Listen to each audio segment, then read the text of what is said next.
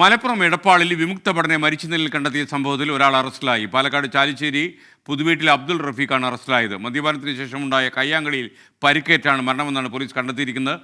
സമീർ ബിൻ കരീം തിരൂരിൽ നിന്ന് ചേരുന്നു. ഗുഡ് മോർണിംഗ് സമീർ ബിൻ കരീം, വിശദാംശങ്ങൾ. Very good morning എസ്കെൻ.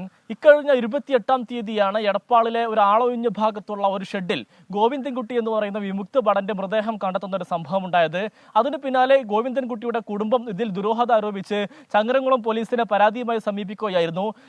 ഇതിൽ പോലീസ് നടത്തിയ അന്വേഷണത്തിലാണ് നിലവിൽ ഈ ഗോവിന്ദൻകുട്ടിയുടെ സുഹൃത്തായിട്ടുള്ള ഈ അബ്ദുൾ റഫീഖിനെ പോലീസ് അറസ്റ്റ് ചെയ്യുന്ന ഒരു സംഭവത്തിലേക്ക് കാര്യങ്ങൾ എത്തിച്ചിരിക്കുന്നത്. ഇതുമായി ബന്ധപ്പെട്ട് പോലീസ് പറയുന്നത് ഈ ഗോവിന്ദൻകുട്ടി മരിക്കുന്നതിന്റെ തലേ ദിവസം ഈ റഫീഖും ഈ ഗോവിന്ദൻകുട്ടിയും തമ്മിൽ തർക്കമുണ്ടായിരുന്നു.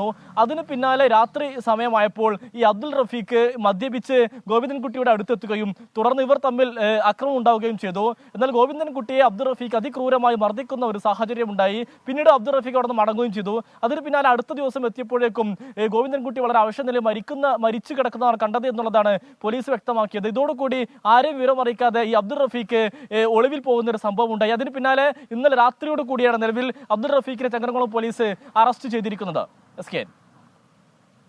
വിധി ദിനത്തിൽ 24 മാജിക് ജൂൺ 4-ാം തീയതി ചൊവ്വാഴ്ച രാവിലെ 5 മണി മുതൽ 24-ൽ.